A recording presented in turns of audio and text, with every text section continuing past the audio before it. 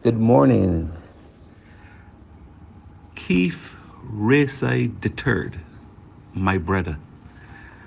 I woke up this morning and was greeted by that voice note that you send around. And I want to tell you, I think that you have missed the point that I'm trying to get across. This morning I also saw this ad here of a wonderful company in Barbados, one of the leading construction companies in Barbados, have this ad out. And Keith, when I read this and listened to your voice note, you have really missed the mark and missed the point that I'm trying to get across. I'm not against white people in Barbados. It's not about that. It's about equal opportunity for us, Keith, as a people. That's all that I'm asking for. What I was telling the minister on Down to Brass Tacks is that if you have $30 million in work to be done over a 60-day, because it's an accelerated milling program, milling and paving program, you don't think that it could be shared around, Keith? Mr. Rayside, if I or my company would have mixed the asphalt, and that is all that I'm interested in, is to help you, my brother. I wanted to make the asphalt so you could spread it. You are a wonderful road builder, sir. You're missing the point. It's not a fight against black on white. I have so many white friends in Barbados. Look, when I was 11 years old, I heard my father put me to sit down in front of the TV. And I heard Sir Charles Williams at the time saying, among black people, there's no second and third generation businesses, Keith. Your grandfather owned Rayside Construction. I would have been proud today to come to you and buy asphalt from your business. I want you to look at the bigger picture. We're all falling to the wayside, my brother. Fast forward to when I was 16 years old. I'm not as bright as you. I leave school with two certificates, my baptism and my birth certificate.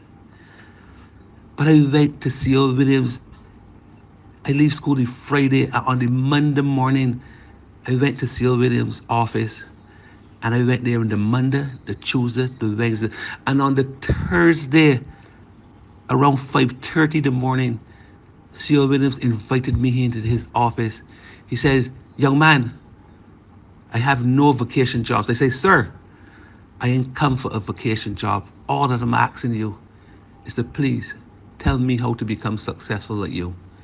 He rocked back in his chair. He said, son, I will tell you what my mother told me. And he sat me down.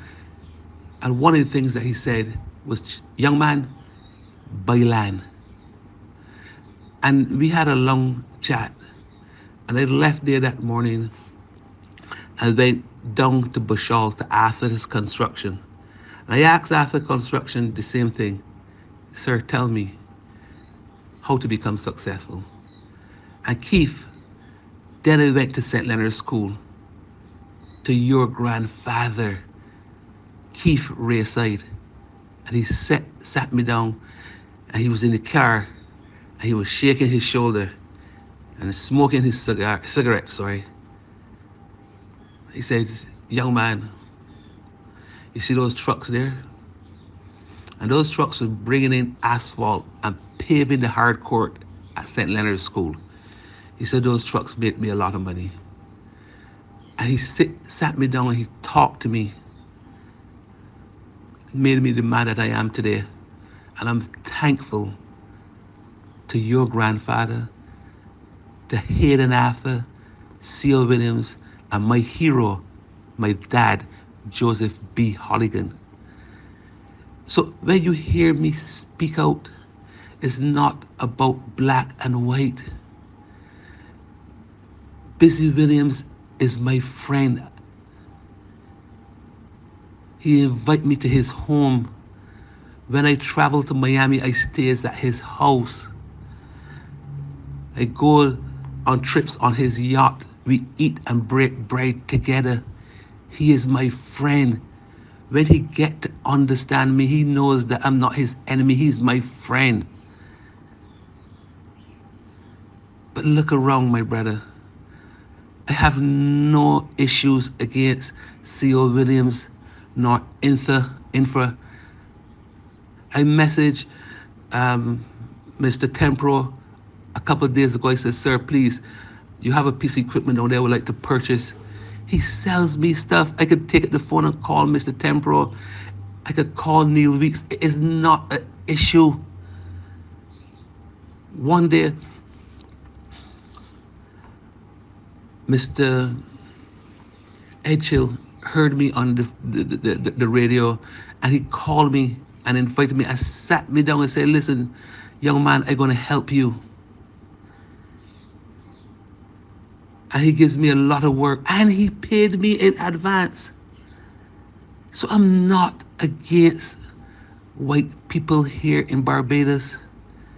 All that I'm asking for is my government to give me an equal opportunity, and not only me, give us.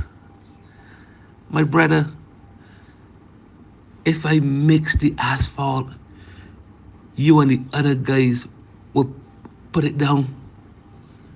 I will rent you guys the pavers. Let us work together, for we wrestle not against flesh and blood. You're missing the point, my brother. And I'm not against Santia or my Prime Minister and my friend Mia Amor Mortley. I am not against her, but I'm willing to stand up when I see wrong, my brother. If I see injustice is being done to us as a people, I will speak out. And I know how my brothers that look like me will do. I seen it happen. I heard the story from Mr. Hines from Hines Transport about King Dale. If you don't know the story, I'll tell you. They all was marching to Government House one day, and coming through Bridgetown and all across Bay Street, there was a lot of people. But when he get to the government headquarters, he looked back and he only saw, and no, he was there by alone. He was there by himself. No one was there. And then he turned around, and that's why he was cussing people that looked like you and me, because no one stand with him. But Keith, if my journey and I had to perish, I'll perish. If the government of Barbados decide not to give me any work, so be it. But I believe God. And remember, when I was 16 years old, my first vehicle, I put God bless Fairchild on it. So it's not about what Mayor Motley administration can do. It's not what the Democratic Labour Party can do. No one can say that you make Fairchild rich. It is God who blessed the Fairchild. And all praise and glory belongs to the Most High God, my brother. Hallelujah. So blessed be the God of Abraham, Isaac, and Jacob, who have blessed Anderson, Arnold, Cherry, Keith. And he's the same God that can bless you, my brother. Please, please, my brother, wake up. And if you refuse to wake up, please give Jada a call, because they're hiring right now. God bless you, and have a wonderful day.